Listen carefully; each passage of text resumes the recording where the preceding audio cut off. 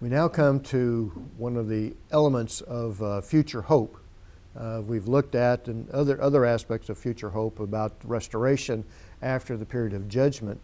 But here, the prophet is projecting a whole different hopefulness out there, a future deliverance and a future that will be in contrast to kingship. Again, our focus in Units 11 and 12 is on the history of kingship.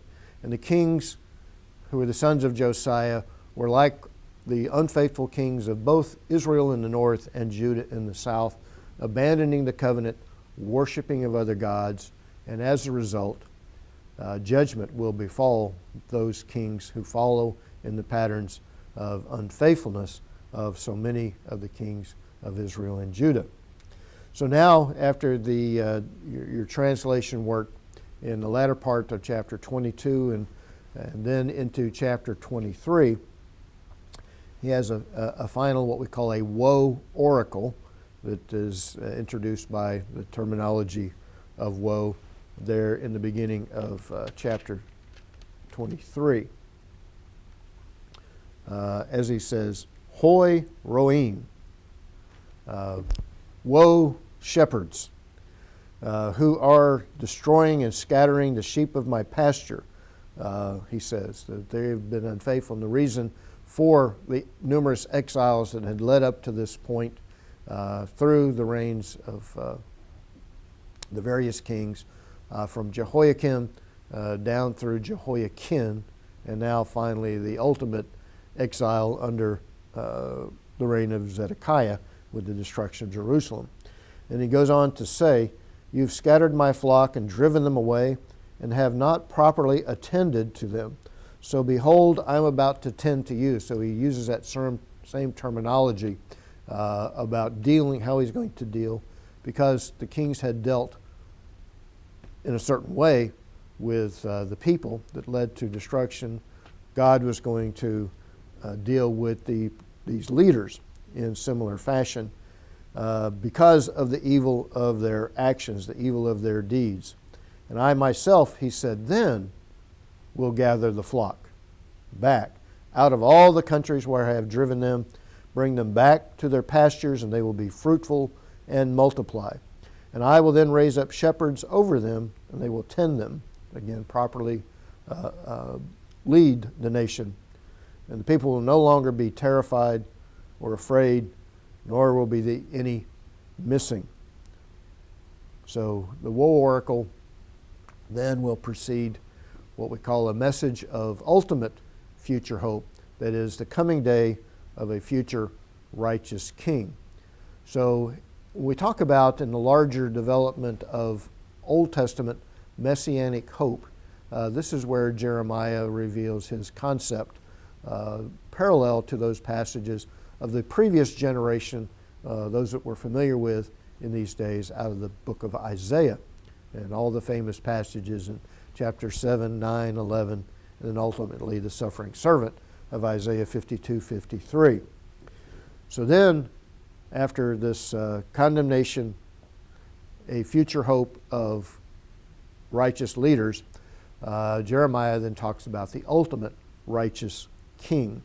So he says there in beginning in verse 5, behold, the days are coming. Of course, that terminology of coming days always projects out into the future of Israel.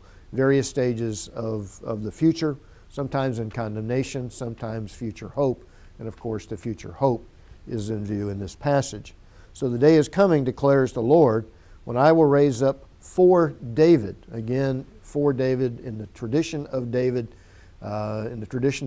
as a faithful, righteous king who followed God's precepts, and out of the promise of kingship in the lineage of David out there into the future. So he says, I will raise up for David a righteous branch. This is very much like the root or the sprout that would come forth from the stump of the lineage of Jesse, which of course David, this concept of future hope and kingship would come through a descendant of King David. So, I will raise up for David a righteous branch, he says, and he will reign as king and act wisely and do justice and righteousness in the land. Again, we've talked about the key theme of justice and righteousness throughout the Bible, but in particular from Deuteronomy flowing over into the prophets like Isaiah and here in Jeremiah, the issues of justice and righteousness, which must go hand in hand. Again, so often in our world, we want justice without dedication to righteousness. That is, a right relationship to God, to live in righteous faith in our relationship to God and our relationship to one another. Righteousness must be that which tempers our concept of justice. And so the ultimate king would be the one who reigns in justice and righteousness as the righteous branch of God. And he goes on to say, in that day Judah will be saved, Israel will dwell securely, and this is the name by which he will be called, Yahweh Tzedekenu, Yahweh our righteousness. So the future hope for the nation, the fulfillment of God's ultimate plan in messianic hope, is to have one who would rule over the people in justice and righteousness. And as he goes on to further describe, so he uses two different phrases of messianic hope. One is the righteous branch, and the other, Yahweh our righteousness, the Lord our righteousness. And this really is a kind of an interesting passage, only rarely used, this Tzedekenu. And I often see this in terms of the progress of Revelation.